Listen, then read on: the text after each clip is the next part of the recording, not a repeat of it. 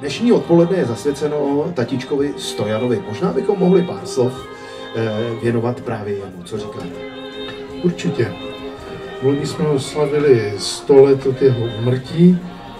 Je tady pohřbený v bazilice, kde si přál být pohřbený.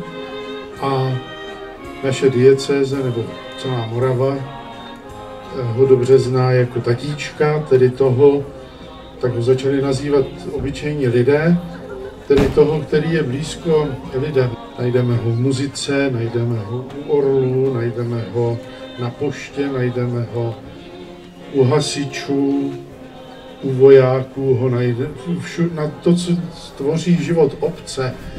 To byl Stojan.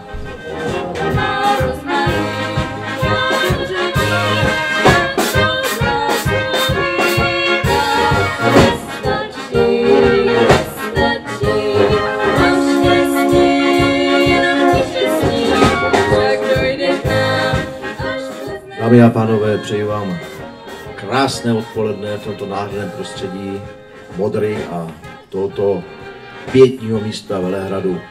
Začalo to vlastně na svatém Hostýně všechno, když jsme muzikanti před 10 lety se tam začali scházet a udělali jsme nazvanou muzikantskou pouť. A několikrát mši svatou tam právě celebroval otec Nuzík, dneska monsignor arcibiskup. A ten nás požádal, abychom Velehrad přes dechové hudby přiblížili více lidem.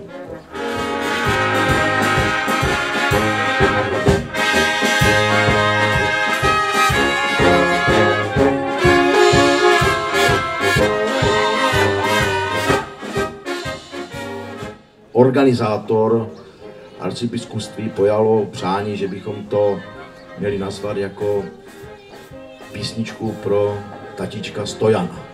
No, mě je to velmi blízké, protože moje maminka pochází z Beňova, víte? Otec Stojan také se narodil, měl tam donedávna chaloupku, po 90. roce ji zbourali. Už je tam jenom pomník. Když se světila soška Panny Marie na Hostýně a světil ji právě arcibiskup Stojan, tak můj staříček tam hrál s muzikou z Beňova při tom svěcení. A já, aniž jsem o tom věděl, jsem tam za svojí kapelou po 100 letech světil sošku znovu. Takže to takové náhody, nenáhody, já si toho velmi vážím. Pro mě Hostýn a Velehrad jsou opravdu velmi posvátná a důležitá místa.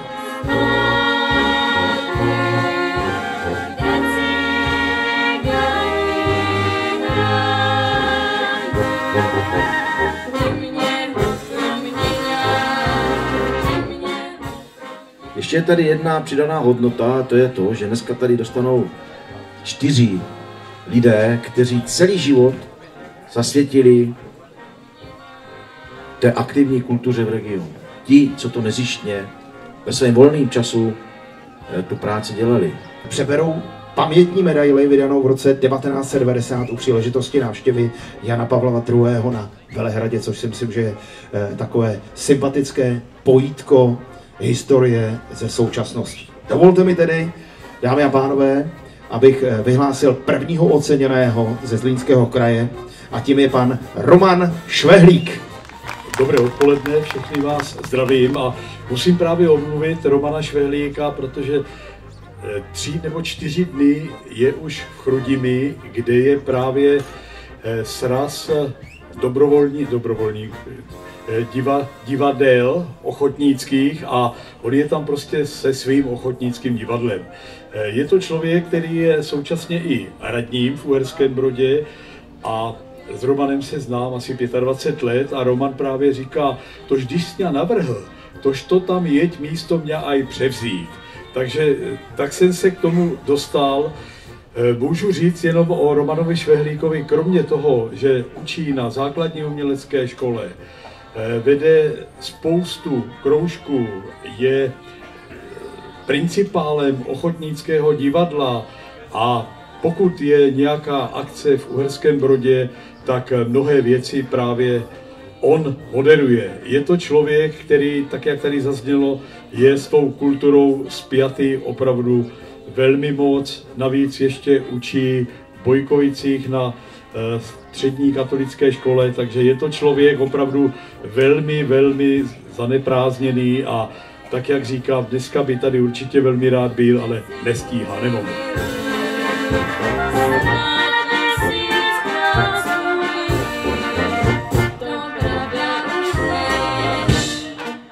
Pojďme vyhlásit další osobnost, která si zaslouží tohleto ocenění ve Zlínském kraji. A je to paní Štěpánka Tománková. Děkuji moc, já samozřejmě chci moc a moc poděkovat především těm, co mě na toto ocenění navrhli. Abych pravdu řekla, tak nevím vůbec, kdo to je, ale patrně si někdo té mé práce všiml a na tuto velice hezkou cenu mě navrhl. Takže děkuji moc a můžu k tomu říct jenom tolik, že práce s dětmi je v životě nesmírně obohacující, že děti mají tu obrovskou sílu a to obrovské kouzlo vám vždycky pomoci, když je vám úzko, ale vždycky, když je vám dobře, tak oni vám tu vaši radost, tu dobrou pohodu ještě víc znásobí.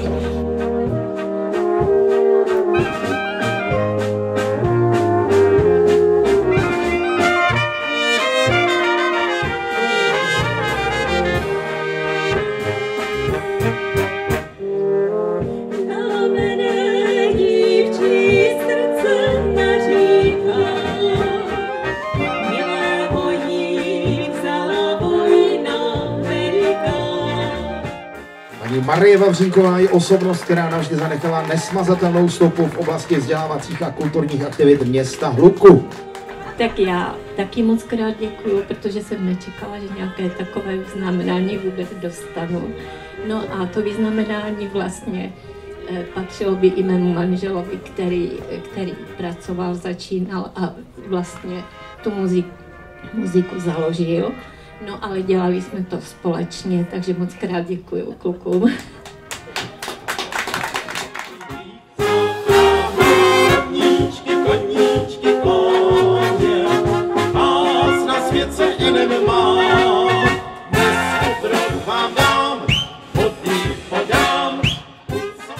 Stanislav Marconi. To, co dělám rád a dělám to pro radost ostatním.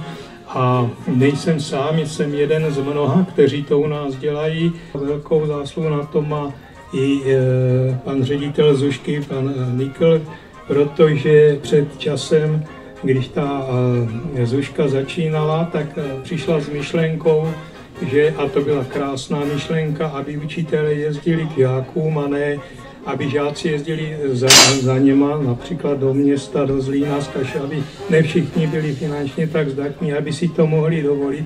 A ty děti, které byly z chudších rodin, pak strádali a nemohli se třeba k té hudbě dostat. Já jsem spíš takový samouk a jenom na některé nástroje jsem se chvilku učil hrát, i třeba u některých učitelů ze Zušky a máme svoji takovou malou partičku, kde si pro radost hrajeme a já si hrávám spíš jenom pro takový relax. Koníčky, koníčky, koně, vás na svět se nemá. Dnes obrok vám dám, vody podám, co vás budem sám.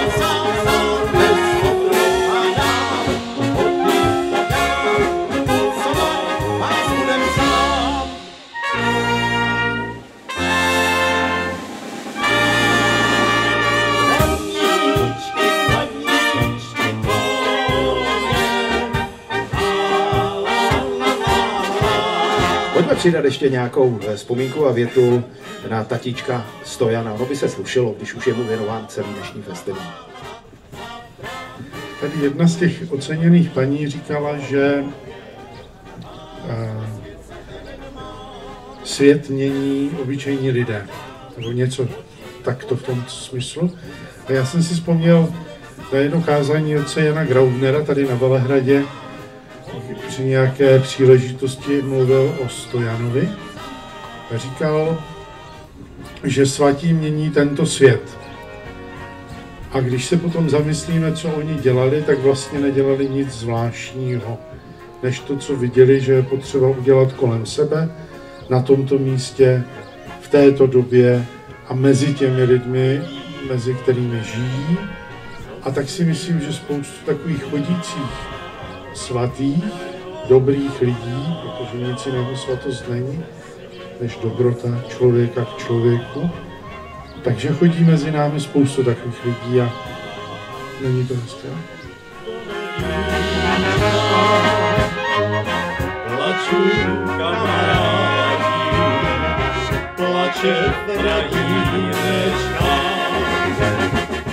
Já mám rád každou hudbu, pokud je naživo. Samozřejmě mám své preference, vy, Petře, víte, že mám rád Big Beat, ale naživo je každá muzika krásná a stojí za to si k ní sednout, případně vypít ten pohárek, takže já jsem tady moc rád. Přesně tak, jak říká jeden můj nejmenovaný kolega, když má písnička pěknou melodii, je úplně jedno, jestli doprovází ten akordeon, trubku, anebo třeba na rockovou zkreslenou kytaru. Naprosto souhlasím. Kde se objevila ta myšlenka ocenit osobnosti Olomouckého kraje, které vlastně nějakým způsobem popularizují třeba dechovou muziku a další žánry? Ta myšlenka vznikla v diskuzích s Josefem Kořenkem, který myslím, že stojí za mnoha spočinů tady na Velehradě a já si ho za to nesmírně vážím. A když přišel s tím, pojďme najít někoho, kdo by si zasloužil ocenit za tu celoživotní práci, tak jsem na to velmi rád naskočil a myslím si, že dva navržení, v jednom případě je to zástupce hudebního tělesa, v druhém případě dáma, která svůj život zasvětila lidové kultuře, to jsou přesně ti správní, kdo tady mají stát na prvním ročníku. Pojďme pozvat na scénu prvního oceněného a tím je pan Jaromír Školoudník. My máme s Veselkou, veselka není o jednom člověku, tak to víš. To je 17 lidí, manželka samozřejmě po mé pravé ruce a těch 16 lidí musí fungovat spolem. Jo? Pokud to nefunguje, tak je to KMČ, kdo má čas. A nebo ještě lepší případ, kdo jede kolem. My se to snažíme taky dělat, ať je to pro lidi, ať je to normální, to znamená nevybíráme vstup, nechceme, aby ti lidi všech generací přišli. No a my jsme taky letos, protože máme 35 let, tak jsme taky upgradeovali pěkně. Takže jsme na Hudební Pavlovicích představili takovou platformu, takovou divizi, jmenuje se The Band.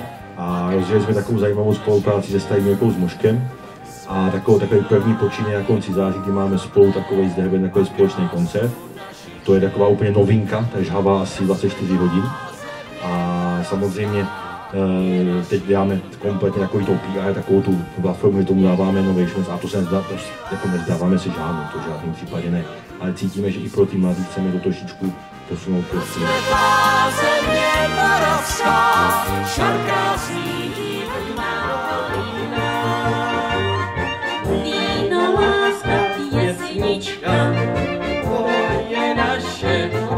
Pojďme, dámy a pánové, ke druhé osobnosti, která získá rovněž tohleto krásné ocenění.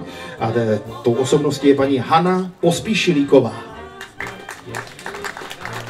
Myslím si, že propagovat folklor je nutné ze všech úhlů pohledu. Pokud k tomu poslouží i tato cena, tak samozřejmě to má smysl. To ocenění vnímám jako ohodnocení práce všech mých kolegů a spolupracovníků, jako ocenění všech, kdo na sebe s hrdostí bere kroj, ať už je z Hané, z Valašska, nebo z Jižní Moravy, nebo z jakéhokoliv koutu České republiky. Myslím si, že pokud se shodneme na tom, že lidová kultura je jedinečná a odlišuje nás od zbytku celého globalizovaného světa, tak si myslím, že naší povinnosti o lidovou kulturu pečovat. Takže děkuji za toto ocenění. Opravdu i medaile a koš pro Hanu Pospíšilíkovou, osobnost Olomouckého kraje. Velká gratulace. Velké, široké lany, větrovem chráněný, krásu Jižní Moravy, bílý kámen pálavý, nenajdeš ve světě víc, jenom kolem Ohřenic. Já bych vám všem, kteří se věnujete hudbě, zpěvu, folkloru, poděkoval za to.